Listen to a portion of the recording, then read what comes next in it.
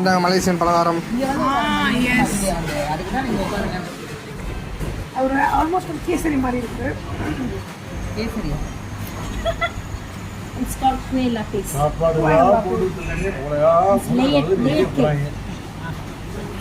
எல்லாரும் பெருசாக தான் சொல்கிறாங்க. நாங்கள் போக முடியலனாலும் அதை பார்த்து ஆமாம் இது ஆமாம் கொஞ்சம் ஆமா கேசரியில இன்னும் சாஃப்ட்வேர் வெர்ஷன். ஓ இது வெள்ளத்தோட சேர்த்து லிச்சி லிச்சி தேலிச்சி lychee that mean lychee tea. காட்டுங்க கை வர மாதிரி. லிச்சி